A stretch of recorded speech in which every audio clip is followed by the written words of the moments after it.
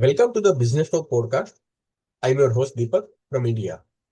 Today we are pleased to welcome Dr. Mohamed Hussein, Assistant Professor of Business at Columbia Business School, as our distinguished guest on the podcast. Dr. Mohamed Hussein examines the psychology of persuasion and political behavior using innovative research methods such as survey experiments, co-joint analysis, and natural language processing. His work illuminates how communication shapes belief and influence and has been featured in leading academic journals such as the Journal of Consumer Research, Journal of Experimental Psychology, Journal and Personality and Social Psychology Review. A recipient of multiple honors, including Columbia's Award for Excellence in Teaching and the Ferber Award, honorable mention, for his dissertation-based publication. Dr. Hussein brings both rigor and creativity to his scholarship. Before joining Columbia, he completed his PhD in marketing at Stanford Graduate School of Business as part of the inaugural cohort of the Knight Hensey Scholars. His earlier experience includes work in economic consulting with Analysis Group and undergraduate studies in the economics and mathematics at the Middlebury College. In today's episode, Dr. Mohamed Hussein shares insights from his study You versus We, how pronoun use shape perception of receptiveness, exploring how subtle shift in pronoun choice influence perceptions of openness in communication. His findings reveal that we pronouns foster receptiveness and cooperation, while you pronouns can signal defensiveness and reduce persuasiveness. Let's not keep you waiting. Please join me in welcoming Dr. Mohamed Hussein to the conversation. Dr. Mohamed, we are deeply honored by your presence and grateful for your time with us today. Thank you for having me. Professor, your paper shows that something as subtle as pronoun choice can shape perceived receptiveness. What first made you suspect that such a small linguistic cue could have such big social consequences? The world is more divided than ever before. Just as one example, here in the United States, Democrats and Republicans are growing further apart ideologically over time. And in fact, feelings of distrust and dislike have roughly tripled toward members of the opposing party over the last 30 years or so. So if you look at the numbers, the percent of Republicans who have a very negative view of Democrats shifted from 21% in 1994 to 62% in 2022. And you see the exact same trend among Democrats with respect to their views towards Republicans. So given this intensifying animosity in society, on politics, but on many other fronts and across the world, really, I was interested in how we can better bridge divides and how we can help people navigate disagreements in a more productive way. And this led me to study a construct called receptiveness. And receptiveness is a really interesting construct. It captures people's willingness to seek out and meaningfully engage with others that they disagree with. And at that point in the literature, the research has really focused on factors that make someone feel receptive to a message or a communication. But my research and the research of others around that time period shifted the focus of that literature towards studying how can you signal, how can you show that you yourself are receptive? And what are the benefits and costs of coming across as someone who is receptive? Now, of course, there are many ways you can signal receptiveness. So for example, in some of my work, but also some of the work of Julia Minson at Harvard Kennedy School, we find that you can acknowledge uncertainty, you can use hedges, you can kind of think about asking questions instead of making declarative statements. But my co-author, Zach Tormala, and I were really interested if something as small and seemingly trivial as changing one word in a sentence could have a big consequence on how receptive someone comes across as. And in particular, whether coming across as receptive could have consequences for people's willingness to interact with you, to want to work with you, to be persuaded by you, and even to spread your message or block it. So we focused on pronouns because pronouns are very strong. They're very mighty, even though they only constitute a tiny fraction of the words available in the English language. They are some of the most frequently used words in English. So investigating them seemed like a natural first step. And we focused on two types of pronouns in particular: second-person pronouns, so you, yours, yourself, and first-person plural pronouns, so we, ours, ourselves. So that's kind of the story of how this research project came to be. Insightful. Professor, you find that you pronouns reduce perceived receptiveness, specifically in adversarial context. How should communicators diagnose whether a context is truly adversarial before choosing their language? Let me first summarize some of our findings to make sure we're on the same page, and then I'll answer the question of the how do you know if a context is adversarial or not? So, as you mentioned, what we find is that when people use you pronouns in adversarial contexts, they become less persuasive. People are less interested in working or collaborating with them. And other people become more willing to block their message and prevent their ideas from spreading. So it's really consequential. So let me give you a couple of examples just to give a flavor of how we did this research. In one study, we scraped more than 200,000 comments from Reddit, which is a social media website. Conversations were focused on politics. And as you can imagine, those conversations are really tense and adversarial. People are kind of disagreeing with each other very vehemently on social media.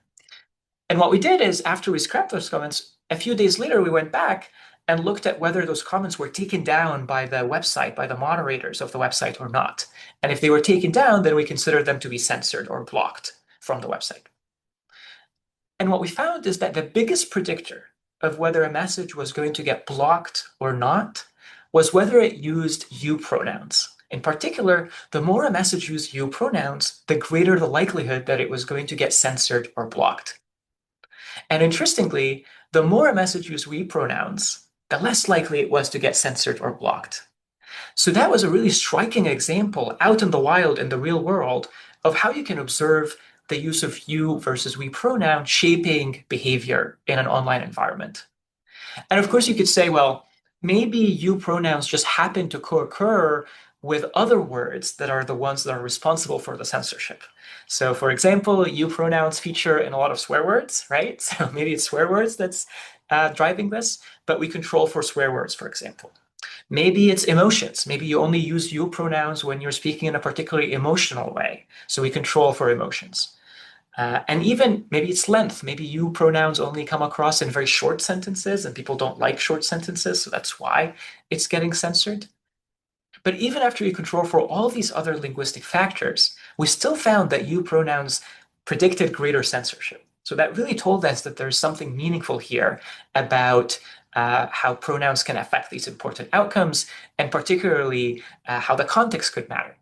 So one of the tests that we ran, we looked at how negative the other words around the pronoun were, and we found that this effect only persisted when the emotions were negative. But when the emotions were positive, when the tone of the message was overall positive, then you pronouns did not predict censorship as much.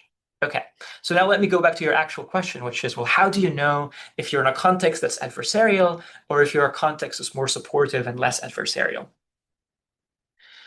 I think from my perspective, kind of the way we define adversarial context is that it's context in which there is potential for strong disagreement or conflict between parties because of differences in opinions, values, or interests. So for instance, if you're negotiating on opposite ends of a business deal and you kind of both really want to get the best deal for yourselves, that could very quickly turn into an adversarial context. If you're trying to convince someone to change their political opinions when they disagree with you on a political issue, that could very quickly turn into an adversarial context. And similarly, if you and your coworker had a really difficult time working together on a project and you're trying to give them negative feedback, or blame them for how the project turned out, that's kind of another context that could include disagreement and could really turn into adversarial context. So it's really thinking about context in which you kind of have different interests and values and opinions, and there is disagreement between the parties. That's how I would think about it. Professor, aggressiveness emerges as a key psychological mechanism in your studies. How do you distinguish between messages that are assertive versus those perceived as aggressive, and where do pronouns tip that balance? So certainly assertiveness and confidence are desirable traits, and there is a wealth of research showing the benefits of them. But as you kind of hinted at, the trouble that people get in is when they start coming across as more aggressive and hostile instead of simply assertive. And one of the things that could cause people to cross that line is, in fact, which pronoun they use. So when you think about an adversarial context, again, you're already kind of primed to be scanning for the other person potentially speaking to you in a negative way or in a hostile or aggressive way. In such context, we find in our studies that using you pronouns increase perceived hostility, whereas using we pronouns decreases it. And you might wonder, how do we know that? How do we know that both have their own unique effects? Well, one of the things we did in our studies is that we included a very neutral control condition. And the control condition had the word one. So this is called a singular indefinite pronoun. And essentially, it's used to represent an unspecified person or make generalizations. So you could say something like, one should always brush their teeth before going to bed. So that's the one we're talking about. So we had three conditions where we compared messages that used you pronouns to messages that used we pronouns to messages that used one pronouns. And we kind of thought of the third condition as a very neutral condition. So what did we find? Well, what we found is that compared to the one pronoun condition, the message that used you pronoun condition increased perceived hostility and aggression. And compared to the one pronoun condition, the messages that used we pronoun conditions decreased perceived hostility and aggression. So this kind of tells us that you pronoun actively makes you come across as more aggressive and hostile, and we pronouns actively decrease your kind of perception to come across as hostile and aggressive. So it's really important to kind of make sure that each of these pronouns have their own unique directional influence, and the results are not simply driven by one or the other. They both exert their own influence. So that's kind of how we studied it and how we thought about it. Professor, your findings seem to challenge classic self-referencing research, where you pronouns often increase persuasion. What does this tension tell us about the importance of context in persuasion theory? So in case people are not familiar with self-referencing research, it's a classic strand of literature. Like, for example, think of Brunkrent-Anunava 1995 Journal of Consumer Research study, where they find that using you pronouns can sometimes result in greater persuasion. But as I mentioned, what we find in our studies is that you pronouns actually decreases persuasion. And that's one of the factors that made this paper so interesting to work on, is there was a little bit of a puzzle where our finding seemed very different from other findings in the literature. And I think there are a couple of really important differences that can help us make sense of that. One is the context. So we've already talked about the importance of adversarial context in our results. So again, we're not saying that you pronouns always makes you less persuasive or always gets you censored. We're saying that in adversarial contexts, it can make you come across as more aggressive and less open-minded. And as a result of that, people might be less persuaded by you and more likely to block your message. But in contrast to this, the Brunkrent-Anunava and other work on self-referencing usually examined persuasion in very neutral contexts that were not adversarial at all. So you didn't really have that same dynamic. People were not already primed to think or worry about whether the other party is being hostile to them or not.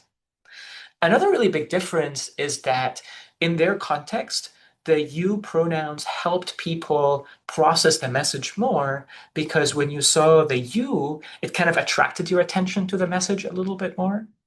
And typically, you need more attention in contexts where there are very long messages, where people might skip the message, or people are not attending to it. But in our context, people were fairly attentive to the messages. For example, going back to the Reddit study, where we went to the wild and looked at censorship in the wild, these moderators are actually reading every message carefully because they need to decide whether to censor it or whether to keep it. So we don't really have the same boundary condition on elaboration or depth of thinking that other research had. So these kind of differences can explain why is it that we find different results from some of the more classic research on self-referencing. And I think more broadly, it's a very good reminder that when you think about persuasion, you should always think about the context. It's really context dependent. In fact, one of the most influential theories of persuasion, the elaboration likelihood model, this is Rich Petty and John Cacioppo, Ohio State University, one of the biggest findings from that line of work is that it really matters things like whether the person is thinking carefully about a message or whether the person is thinking more superficially about a message.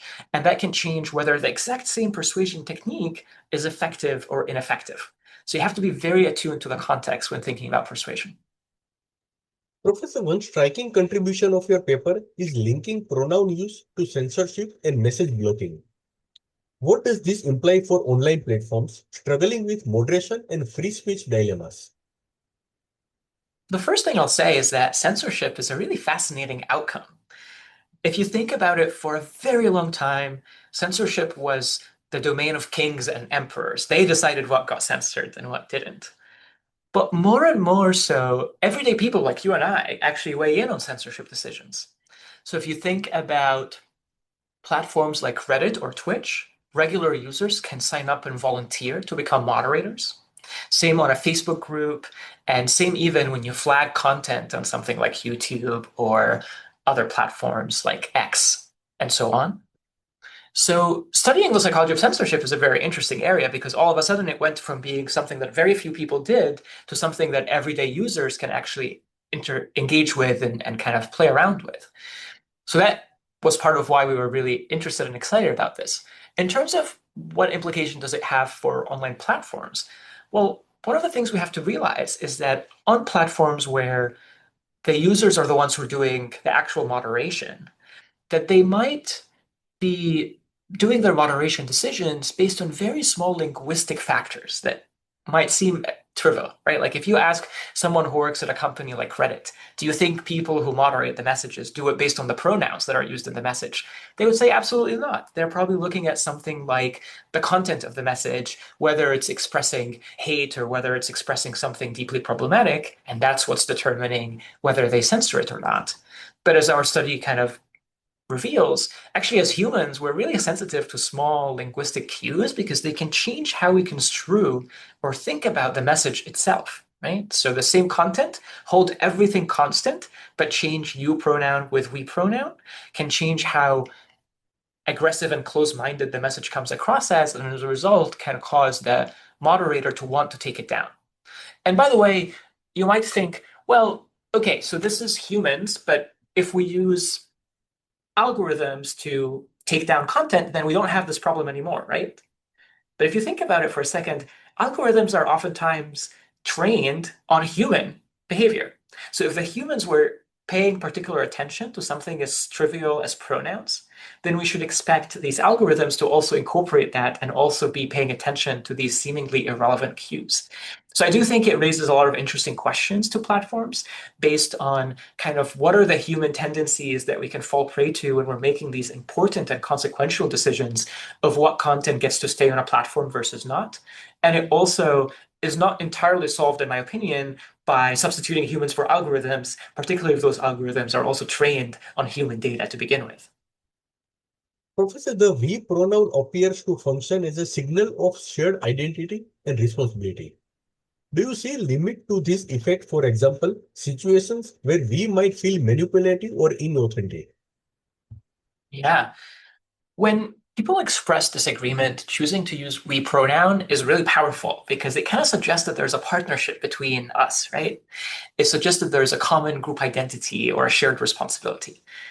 It kind of shifts the blame a little bit for the disagreement. So it's not really me saying that you, the person I'm talking to, is the sole person responsible for this, but it's more shared between the two of us, right? So again, saying something like, we should have made more progress by now is very different from saying something like, you should have made more progress by now. In fact, in one of our studies, what we did is that we had participants imagine working with others on a group project at work. So you're working on a project, there are three of you on the same project. And we told them that there are two other people, Sam and Emily. And we told them that now the project is done. It didn't go as well as you had hoped. And as the manager, you're going to get feedback from multiple people, and you have to decide whether to share that feedback with the person it's intended to or not. And in one condition, the feedback used you pronoun. So it said something like, Sam, you should have made more progress. You should have kind of been a little faster and less relaxed in the timeline. And in the other one, it used we pronoun. Sam, we should have made more progress. We should have used less. We should have been faster and used a less relaxed timeline. And then what we asked is, A, how willing would you be to work with this person? And B, would you be willing to share that feedback with the person it's intended to or not? And what we found consistent with everything I've been telling you in this conversation so far is that when the feedback used you pronouns, people were less interested in working with the person who gave the feedback in the future. And they were also less willing to share that feedback with the person it was intended to, because they felt that this message was too hostile, too aggressive, not open-minded enough, not receptive enough. So the reason I mentioned that is because it kind of gives us a very concrete example of when we pronouns can be helpful. But your question was about when is it that we pronoun could potentially backfire or not work very well? We don't really investigate in this paper because we were kind of primarily interested in the you pronoun piece really moving the needle a lot. But it is an important question. And I could imagine scenarios where, let's say you were not involved with the project at all, and you're kind of like a very senior manager who was not as involved and the project didn't go well. So you're coming as an outsider to adjudicate between a tricky situation. Saying we should have done better doesn't really make sense because there is not the ground for a shared identity. So I could see that coming across as inauthentic or as potentially deceptive or as potentially, oh, I see what you're doing there. You're trying to lessen the blow, but it's coming across in a way that doesn't feel genuine or true to the situation. So definitely I would caution people when using this to make sure, use it in a context that makes sense where there is ground for a shared responsibility, but really we need more empirical research to establish the boundary conditions on when we pronouns can backfire, because that's an underdeveloped area in the literature and we don't know that much about it yet. Professor, your studies show that unreceptiveness not only reduces persuasion, but also lowers sharing intentions. How does this reshape our understanding of why certain ideas spread or fail to spread in polarized societies? I think a really nice common thread across our studies in this paper is that receptiveness begets receptiveness, and unreceptiveness begets unreceptiveness. And what I mean by that is if you come across as someone who is open to listening to ideas that the other person has to say, you're genuinely curious about what they have to say and you want to hear them out, then I think people really open themselves up to you and are much more willing to entertain your ideas, listen to them, and potentially help you spread them later. As I mentioned, when you use you pronouns, that really closes that gap and makes people think of you in a much more hostile and less open-minded way. And as a result of that, I think they're not that interested in helping you spread that message because they worry that it might be too aggressive or too hostile or not as receptive or not as open-minded. So I think going back, for example, to the censorship study I shared, or even the group project study I shared, you see that people are really not comfortable spreading those messages, and in fact, are willing to block them and censor them from spreading any further. Now, the good news is these results are very general, and you can potentially use them in other contexts as well. So Julia Minson's lab has a really nice paper where they examined how the receptiveness of news headlines, or I think it was news articles, opinion pieces published from very prominent news sources, how the receptiveness of the language there affects people's trust in the newspaper and in the readership. And they find a very strong positive correlation between the receptiveness and trust, kind of similar to what we've been discussing. And interestingly, they find that it's stronger when the reader is misaligned with the newspaper, so when there is disagreement, compared to when they're perfectly aligned, which again is consistent with this moderation pattern of the context really matter and kind of adversarial or disagreement context being the ones that particularly could benefit from receptiveness cues, like the use of the right pronoun, for example. Professor, you demonstrate that supportive linguistic cues can reverse the negative effect of you pronouns. Does this suggest that receptiveness is more about overall tone than any single linguistic feature? Yeah, certainly. I think it's really important to emphasize this point because, again, we're not saying that you pronouns will invariably lead to negative outcomes. We're saying that you pronouns can lead to negative outcomes in specific contexts. So one of the studies we ran is a study similar to the one I mentioned before. We recruited people. We asked them to imagine that they were moderators of an online forum, and they're going to decide whether to keep or block each message. And then we gave them 10 messages, and only one of them was our target message. And in that message, half the people saw the message using you pronouns, and the other half saw the message using we pronouns. And everything was held constant between these two versions of the message, except for the pronouns it used. At the end of the study, we asked them, would you remove this message or keep it on the forum? And we also asked them to kind of share with us their perception of the aggressiveness of the message, the receptiveness of the message, and so on. But importantly, we had a third condition that we called the supportive you message. So this is messages that still use the word you, but use it in a context that was otherwise very supportive. So saying things like, that makes complete sense. That's a very good idea. I hear what you are saying. I understand your perspective. So it's still using you pronouns, but it's in a much more supportive context. And there, of course, we find that the effect is completely different. We find that compared to we pronouns, you pronouns increase the likelihood of the message getting censored or blocked.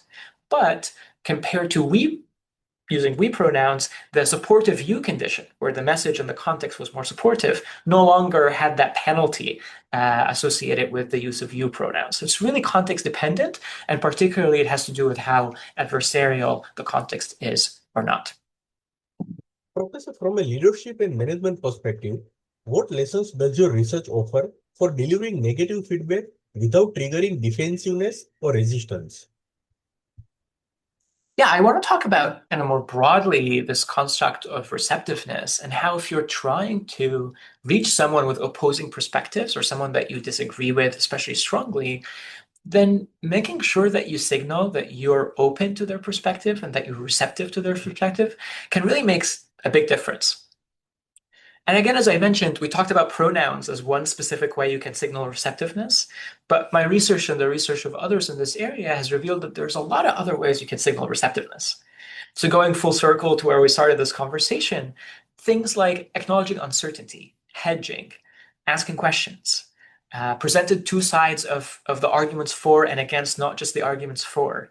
All those things, like saying something like, if we implement plan A, I'm not entirely sure what the effects are, but my best estimate is that it will improve our business by X%. That's much more receptive and open than saying something like, I'm 100% confident that if you do plan A, it's going to lead to exactly X% increase. Right? And when you can kind of signal openness and receptiveness and your willingness to be humble and listen to others' opinions and not just kind of be attached to your own, I think that really lowers people's psychological defenses and make them much more open to hearing whatever you have to say. So if you're a leader, if you're a manager, if you're someone who is interested in growing your professional ability to communicate and be effective at the workplace and in your personal life even, I really suggest taking a step back and thinking, does it serve my purpose to signal open-mindedness and receptiveness here? And if so, take a chance and try this persuasive technique because I think it's really a superpower and it's so easy. All you have to do is change a few words, change a few pronouns, if you will, in this case, and it can have really big impact on how you're perceived by others and on the relationship that you're developing with those others. Dr. Mohammed, I would like to conclude this episode with one last question. Looking ahead, how do you see this research influencing future work on political communication, organizational dialogue, or even AI-mediated conversations where language choices are algorithmically generated? I think it's such a fascinating area, and there is not enough research here for me to speak confidently from empirical results, but we can certainly think about it together and think about what that could look like in the future. Right now there is some big discussions about how should large language models like ChatGPT or Claude or Gemini have a relationship or develop a relationship with the user. And I think it'll be a really interesting question to ask whether users and consumers expect these large language models to behave and speak in ways similar to their human preferences or different from that. So one of the things that I think would be really interesting to look at, for example, is we know that among humans prefer other humans to be very receptive and open-minded. But you can imagine that that relationship might not necessarily hold when talking to an algorithm or a machine. It could be that you actually prefer it to be very confident and prefer it to be very certain and prefer it to speak in a way that's much more conclusive, perhaps because you're not really there's not as much of a social goal for the relationship as much as this kind of an extractive or utilitarian or information-based goal. So I think thinking more broadly about how should we design large language models in a way that kind of has a linguistic profile that enhances people's willingness to use them and users' willingness to interact with them and go back to them and trust them is really key. And it's not obvious to me whether the results that we have from the human realm would actually generalize when you're talking to a machine or not. So I'm really hoping that people will start looking at these questions empirically, and that in a few months or a few years, we'll have much more data to allow us to speak to this question with more certainty and authority, if you will. Listeners, Dr. Mohamed Hussein's research reminds us that subtle language choices profoundly shape understanding and connection. Thank you for joining this conversation. Thank you, Professor Hussein, for sharing such insightful research. We appreciate your time and thoughtful discussion today. Thank you once again. Thank you for having me.